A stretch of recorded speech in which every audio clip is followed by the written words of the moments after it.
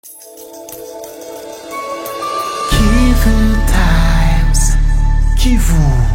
point de presse pour m'adresser à la population d'ici Kivu à travers vos différents micros et médias. Chers compatriotes, comme vous le savez tous, c'est depuis le 29 mars 2020 que notre province, le sud Kivu, avait été notifiée des 2 cas de Covid-19.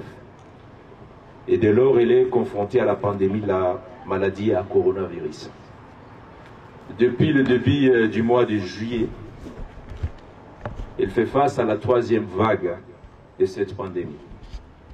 Avec cette 3e vague, des cas se sont notifiés chaque jour, qui passent au point que la situation est en train de prendre des allures inquiétantes. Cela doit nous interpeller. Pour votre information, durant la semaine épidémiologique 30 juillet, la province a notifié 377 cas, 19 décès, soit une mortalité de 4,5%. Le cumul depuis le début de la pandémie est de 1926 cas confirmés, 83 décès enregistrés. Le nombre de guéris est de 1843 personnes. 545 malades, dont 78 sont en hospitalisation dans un état sévère et 467 dans la communauté. 90% des cas notifiés dans la ville de Bukavu, ce qui fait que cette ville est aujourd'hui l'épicentre de cette pandémie. Cependant, il y a quelques zones rurales qui sont touchées, notamment Uvira, Lemera, Katana, Nyantende, Mitimuresa et Nyangezi. Ces statistiques restent dynamiques, étant donné que la situation épidémiologique est toujours évolutive. Il est à noter par ailleurs que dans ces statistiques, les cas d'automédication qui échappent à notre système de surveillance épidémiologique n'y sont pas pris en compte. Pourtant, ils représentent une proportion non négligeable.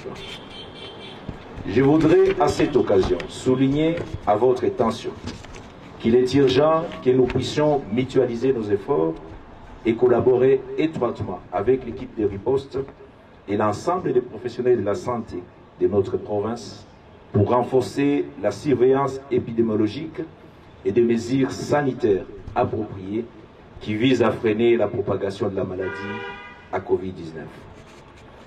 J'invite donc toute la population à un engagement responsable face à cette maladie, de la même manière qu'elle s'était engagée lors des 2 premières vagues. À cet effet, tous et chacun nous sommes appelés à observer strictement les précautions universelles d'hygiène. Mesdames et messieurs, j'invite en plus notre population à ne pas perdre de vue que les risques d'importation d'autres souches restent très élevés avec le flux migratoire et l'intense mouvement de la population. Nous devons noter que la maladie à coronavirus reste une maladie très dangereuse et extrêmement contagieuse et mortelle. La prévention implique les changements positifs de notre comportement, surtout de notre mentalité. C'est-à-dire, comme nous l'avons dit plus haut, en respectant les règles d'hygiène et les autres gestes et barrières que les experts nous ont déjà communiqués. Je voudrais aussi rappeler que cette maladie se transmet partout.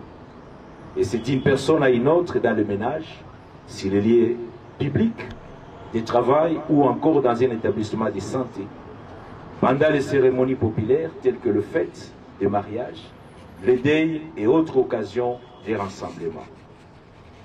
Trop souvent, la transmission s'est faite à la suite d'un contact étroit avec une personne contaminée ou atteinte de coronavirus qui tousse, qui éternue lorsqu'on lui serre la main sur une salutation ou lorsqu'on l'embrasse.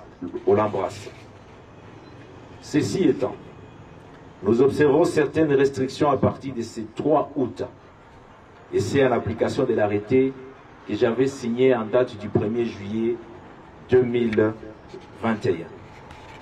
Et j'ai pris le ministre de la Santé les conseils des ministres d'y veiller conformément à la décision que nous avons prise lors des réunions précédentes.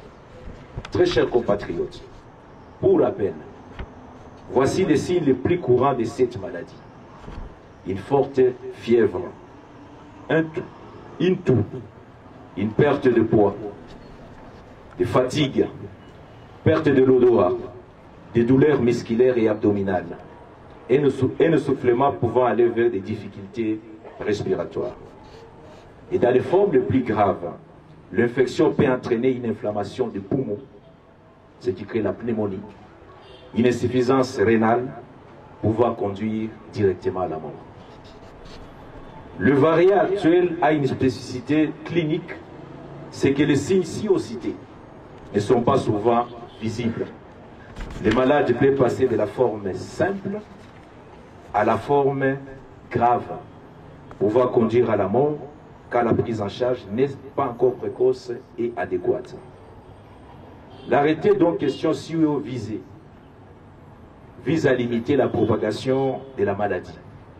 C'est pourquoi je demande à nos services techniques, en collaboration avec les partenaires, de renforcer davantage la surveillance, le renforcement de la prévention et le contrôle des infections, aussi bien dans la communauté que dans les structures sanitaires. J'invite aussi les autorités politico-administratives et sécuritaires de veiller et d'apporter toute sa contribution dans l'observance de mesures et de gestes barrières, chacun dans l'espace où il exerce son influence. Ces mesures doivent être impérativement appliquées sur toute l'étendue de la province. Évidemment, pour l'instant, Bukavu fait encore aujourd'hui figure de l'épicentre. Et nous devons donc y veiller, notamment les ports obligatoires et stricts du cache-nez ou du masque de protection. Les lavages fréquents de mains avec de l'eau et du savon, avec une solution hydroalcoolique. En cas de toux ou d'éternuement, c'est couvrir la bouche et le nez avec le pli du coude ou avec un mouchoir jetable à un endroit approprié après utilisation. Éviter la proximité et les contacts avec des personnes qui ont la fièvre et qui toussent. Toute personne voyageuse qui sort ou qui entre dans la province doit bénéficier d'un contrôle systématique des températures. Orienter tout cas ayant un signe de la maladie dans une structure de santé. Interdiction de tout rassemblement public de plus de 20 personnes. Et là, je tiens à souligner le mariage, le fête, les rassemblements politiques, le veillé ou toute autre manifestation sont interdites durant 30 jours. Tout fonctionnaire et travailleur dépisté positif doit respecter les normes et les mesures de quarantaine pour limiter la propagation de la maladie en milieu professionnel. Interdiction des transferts du corps de la ville vers les territoires sans une autorisation préalable de l'autorité provinciale. Comme je le disais tout à l'heure, suspension de fêtes et autres rassemblements à dater du 3 août 2021. Et enfin, nous allons installer un couvre-feu de 22h à 5h du matin, durant 30 jours. J'invite par ailleurs toute la population à ne pas tomber dans les erreurs d'automédication parce qu'il en résulte des conséquences néfastes. Il suffit de regarder aujourd'hui le taux de létalité qui est aussi autour de 4,5% dans notre province, alors que la moyenne nationale reste encore autour de 2%. Mesdames et messieurs, chers compatriotes, en cas d'apparition de l'un des signes de la maladie, voire les signes grippaux, il faut alerter les agents de santé qui sont prêts à intervenir pour prévenir toute la population. Appelez nos équipes de riposte au numéro vert suivant: 099 99 14 169, 081 01 33 371 et 084 503 09 99. Et pour être sûr de notre résistance à cette maladie à coronavirus, J'ai fait mienne toutes les recommandations des experts pour faire vacciner. Ainsi, j'invite toute la population de notre province à prendre sa dose de vaccin aussitôt que ceci sera disponible dans la province. Ce geste qui nous aidera à obtenir une immunité collective et éviter ainsi les formes graves qui découleraient de toute contamination. Je continue à vous rassurer que toutes les mesures prises et mises en place sont en train d'être renforcées. Et je tiens à souligner surtout le partenariat avec l'OMS et l'UNICEF dans cette lutte contre le coronavirus. Je sais que notre credo de gouverner autrement pour avoir des changements par le travail, nous y avons ajouté pour la circonstance.